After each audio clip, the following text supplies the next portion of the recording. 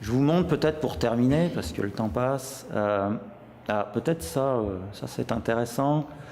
Pour mention, la notion de soundscape, ça c'est quelque chose qui est né en fait sur la côte ouest canadienne, ça vient de Vancouver. Murray Schaeffer, c'est quelqu'un qui travaillait en Colombie-Britannique.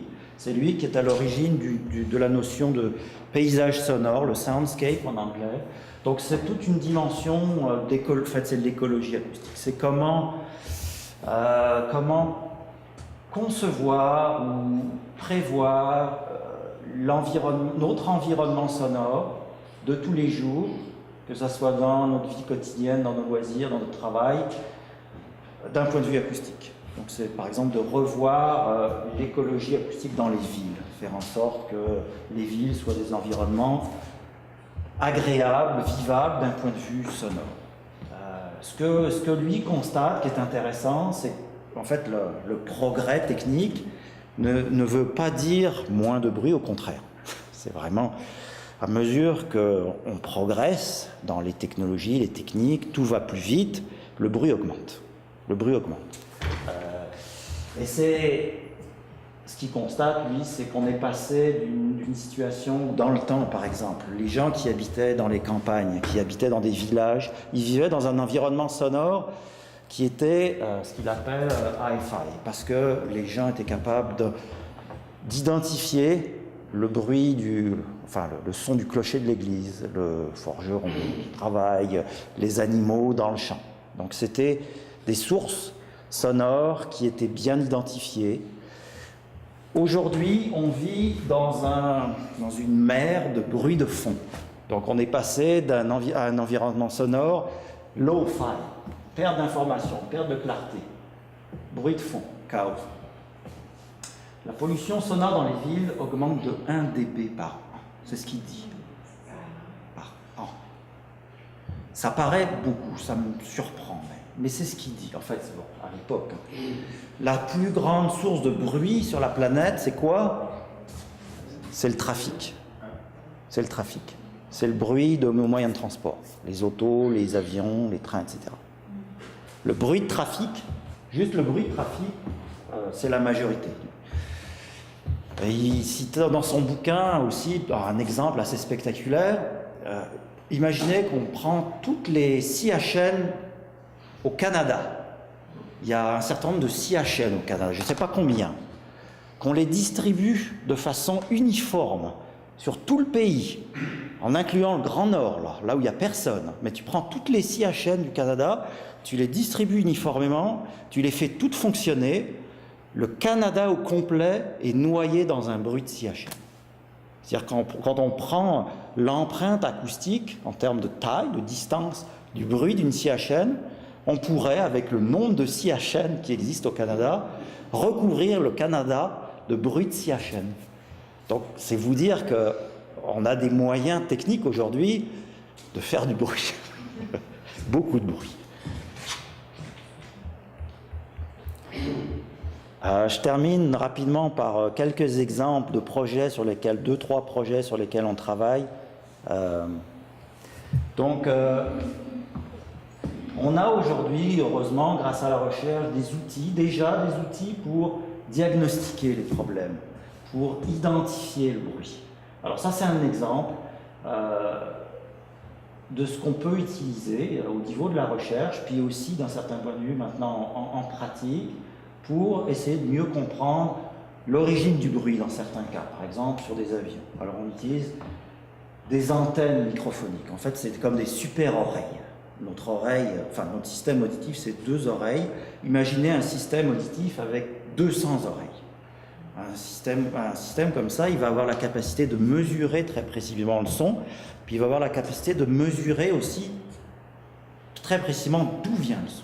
Alors on peut utiliser ces antennes, ça c'en est une, vous voyez, chaque petit machin là c'est un microphone.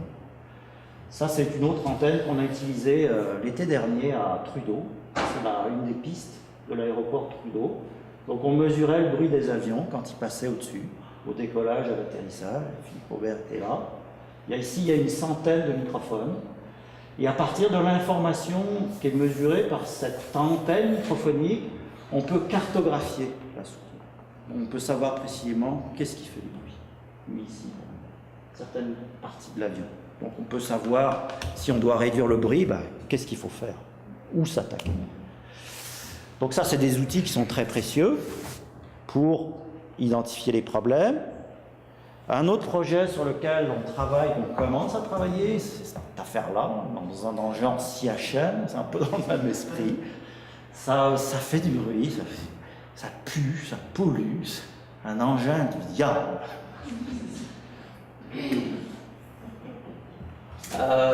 Il faut, ça c'est un projet qu'on commence, un projet de recherche sur lequel on travaille avec Bombardier à Valcourt.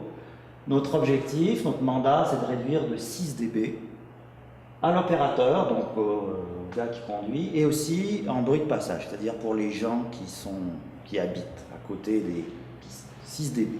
Alors 6 dB, ça peut paraître pas beaucoup, mais encore une fois, souvenez-vous, l'échelle logarithmique, 6 dB, ça veut dire qu'il faut baisser la pression sonore d'un facteur 2.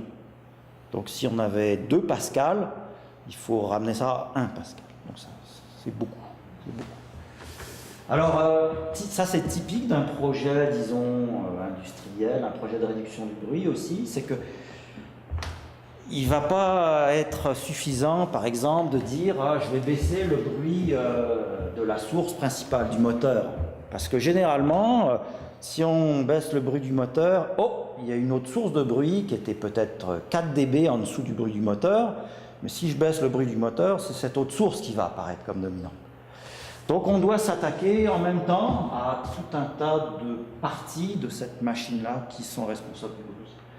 Donc dans ce cas-ci, il y a le moteur, il y a l'échappement, il y a l'entrée d'air, il y a la transmission, il y a la chenille, etc. Donc c'est tout un tas de problèmes auxquels on va devoir faire face. Et puis dans ces problématiques-là, de bruit de véhicule aussi, il y a un aspect de plus en plus de qualité sonore, c'est-à-dire que ça, spécialement vis-à-vis du gars qui conduit, le gars qui conduit, oui, il va bien aimer que sa motoneige fasse moins de bruit, mais il est aussi à la recherche d'une qualité sonore, que ça sonne bien. Prenez l'exemple typique, là, c'est Harley Davidson. Harley Davidson a travaillé des années sur la qualité sonore, le bruit. Ça fait du bruit. Mais les gens qui ont une Harley Davidson, ils aiment ce bruit. Et puis c'est un bruit qui est, je crois, c'est breveté. Donc Yamaha n'aurait pas le droit d'imiter le bruit d'une Harley Davidson. Donc c'est une signature.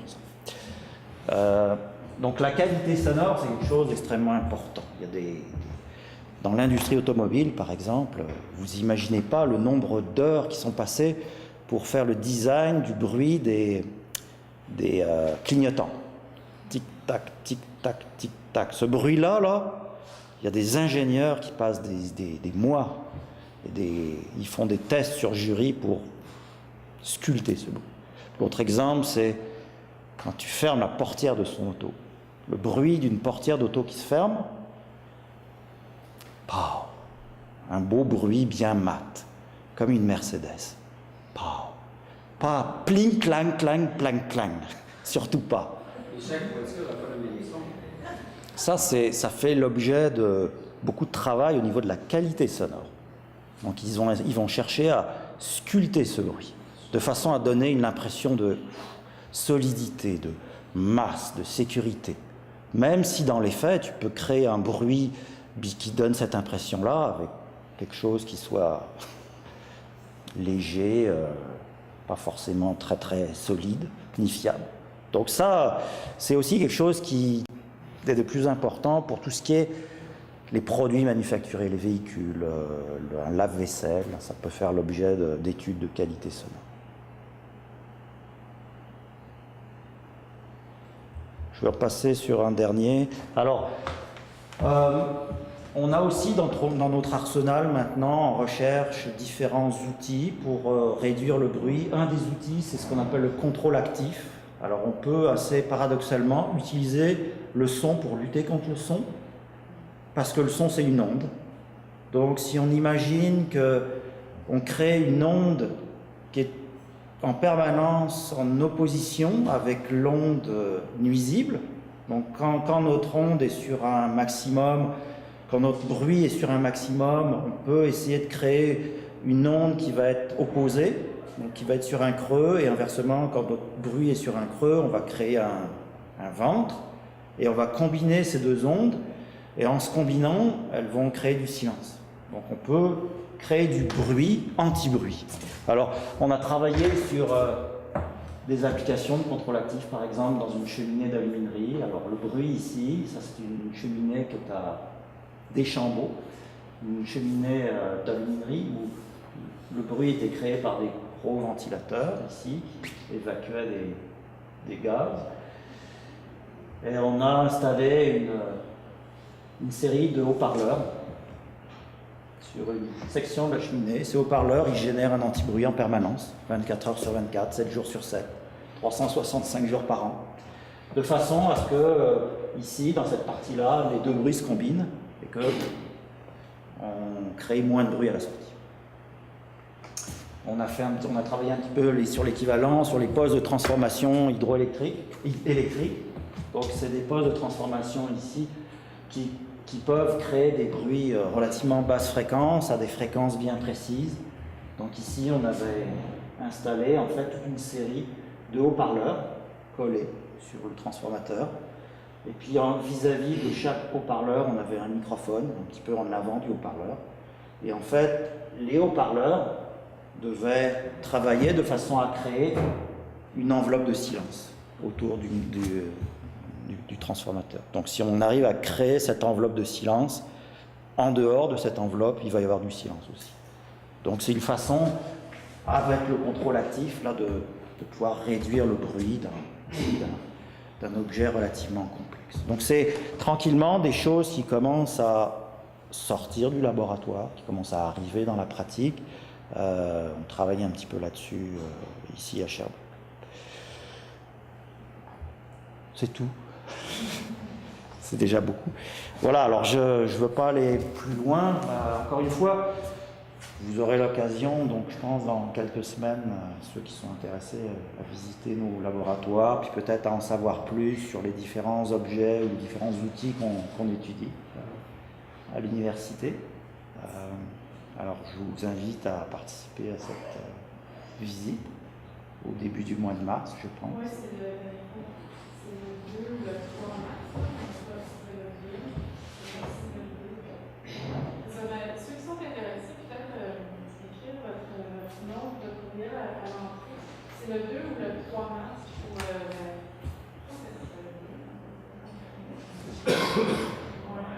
samedi le 2 mars, il y a juste l'heure à confirmer. En fait, c'est une présentation du travail de Catherine ici, et après on irait voir au niveau laboratoire. Je ne sais pas, j'avais envie de vous demander c'était quoi le laboratoire, mais peut-être que ça va être là-bas. Peut-être glisser un mot sur c'est quoi ce laboratoire-là. Au cas où il y en a qui vont. Ah, bah oui, on pourra faire une petite présentation sur place, oui. Non, mais maintenant, comme je disais. Ah, d'accord. C'est les laboratoires. On a différents laboratoires au pluriel qui sont ceux du groupe d'acoustique. Donc, il y a des locaux un peu dédiés à certains types de mesures. Donc on a une chambre anéchoïque. Alors la chambre anéchoïque, c'est sans écho. Donc c'est une chambre qui est complètement traitée sur ses parois, sur plafond et plancher par des matériaux absorbants.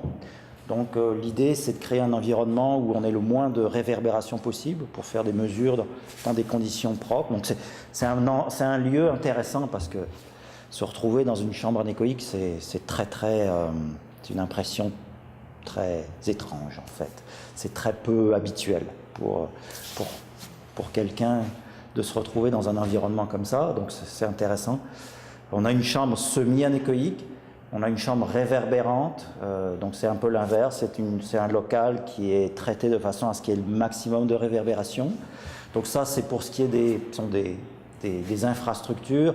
On a aussi des équipements comme les antennes acoustiques. On a une salle qui est maintenant dédiée à la synthèse de chant. Je pense que ça peut intéresser plusieurs d'entre vous. Une salle qui est équipée avec une antenne de 96 haut-parleurs pour faire de l'acoustique virtuelle, de la synthèse de chants sonores. Qu'est-ce qu'on a encore? Les matériaux acoustiques, tout ce qui est matériaux absorbants. Donc c'est sûr, c'est des équipements scientifiques, de mesure, qui parlent pas forcément, disons, à quelqu'un qui est un petit peu loin du domaine, mais je pense que ça peut être intéressant pour avoir un petit peu un aperçu sur le genre de recherche et de travaux scientifiques là, qui se font dans un groupe comme ça. On a aussi des gens qui travaillent plus dans le domaine des ultrasons, sur les techniques de détection. Alors, on peut utiliser le son pour faire tout un tas de choses utiles aussi. On peut utiliser le son pour détecter, par exemple, des défauts dans des structures. On fait propager des sons de très haute fréquence, donc des ultrasons, puis on regarde comment ces ondes sonores sont éventuellement réfléchies, renvoyées par des défauts dans les structures, pour diagnostiquer par exemple des fissures dans des structures aéronautiques. Ça, c'est une problématique qui est très très importante. Donc il y a des gens qui font ça aussi au laboratoire.